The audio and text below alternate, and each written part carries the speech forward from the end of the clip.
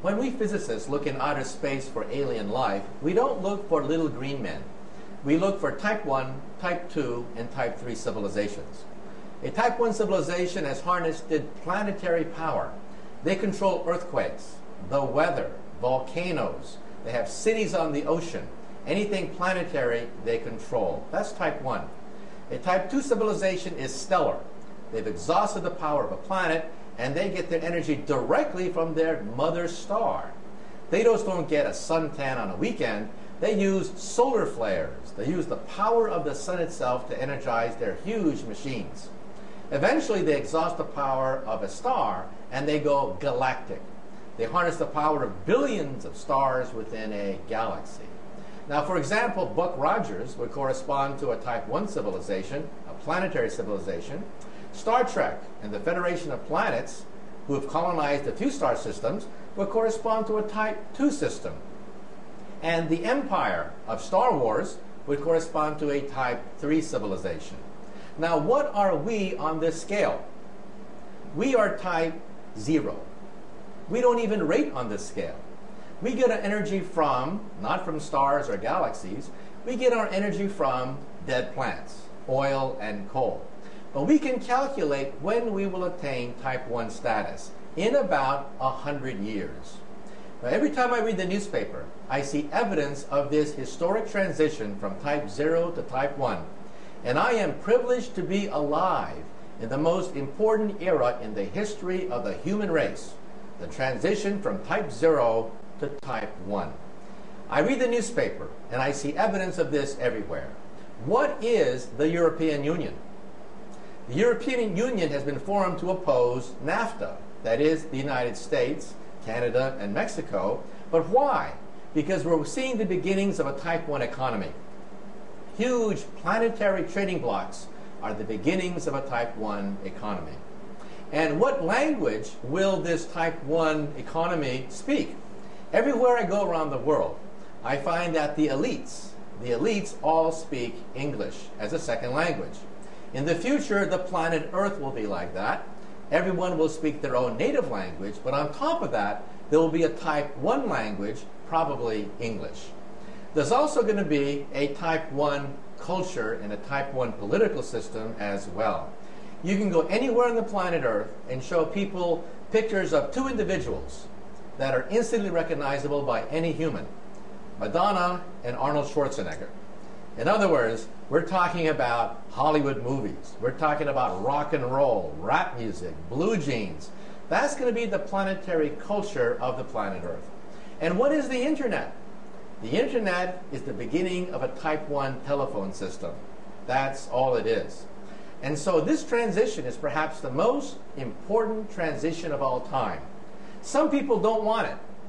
They fear this transition because this transition is to a planetary civilization tolerant of many cultures.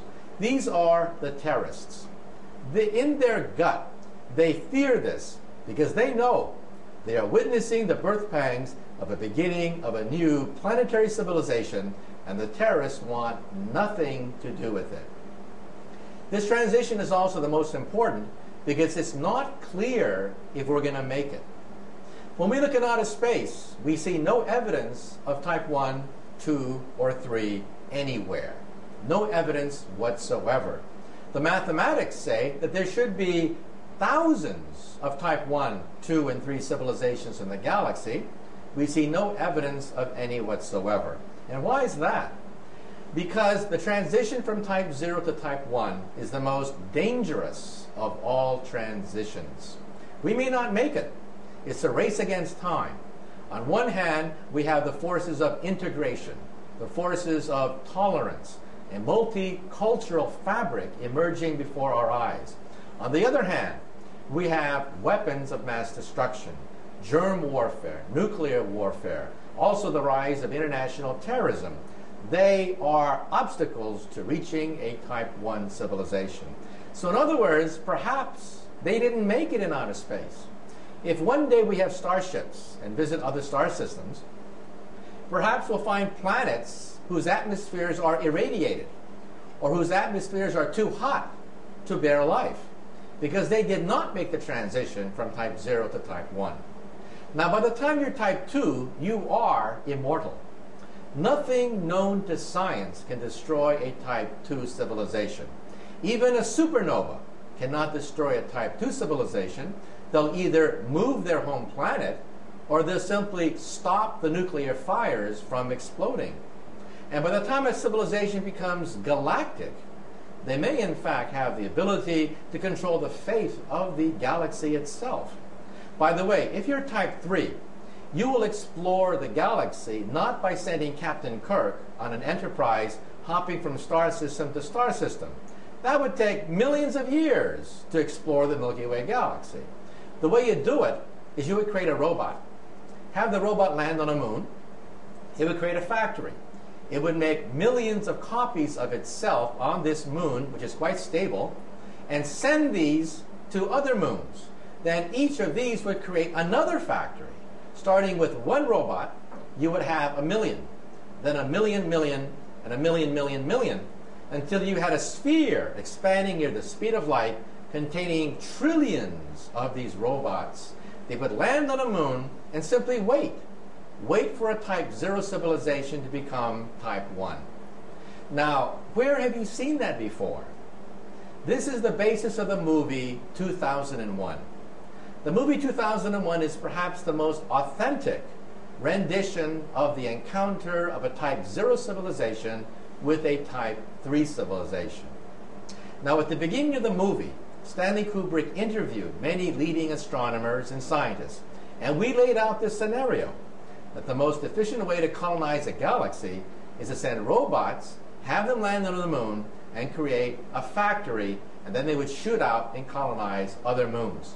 But at the last minute, Kubrick cut the first 5 minutes of his own film, and the film became super mystical.